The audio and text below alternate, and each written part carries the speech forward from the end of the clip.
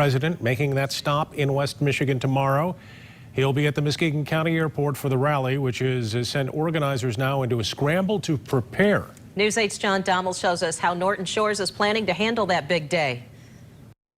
Once President Trump touches down at Muskegon County Airport, he'll become only the 4th sitting president to visit the area. And the airport's expecting upwards of 10,000 people to be here.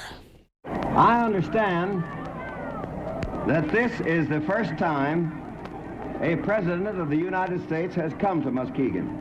The visit started with Harry Truman in 1952, going over to John Kennedy about a decade later. And then most recently, if I'm fortunate enough to win, this is what I said in 2000, George W. Bush in 2004. Whether that's the person you're voting for or not, the idea that they're coming here, it's unique and it's historical. The airport has about 250 parking spaces to spare, and with that in mind, President Trump's sudden visit is expected to create serious traffic backups. It's going to be a logistical nightmare. Why is the president coming here? I don't really know. About 1,500 additional spaces with shuttle services are being offered at Lakes Mall, and there'll be parking made available at Western Michigan Christian, as well as the Points Shopping Center. Regardless of the challenges in hosting the president, the mayor says it's still an honor.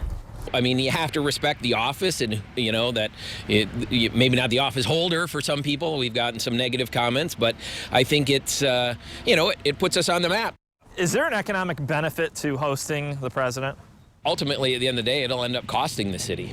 I mean, we'll end up paying all this overtime and different things. When George Bush was here, it was somewhere between $7,000 and $10,000 it cost the city. And now with inflation, I can imagine we're, $15,000, $20,000 it'll cost us.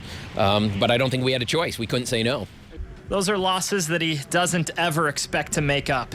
Norton Shores has roughly 30 police officers, but needs about 100 to properly host the rally, meaning resources are being taken from nearby cities and departments with mandatory overtime. Everybody's helping and doing what they can, and I mean, it's been thrown together. As our chief sent me a text earlier today, and he said 30 more hours and I can go to sleep. The gates open at Muskegon County Airport at 2 p.m. with the president scheduled to start speaking at 5. Reporting in Norton Shores, John Dommel, News 8.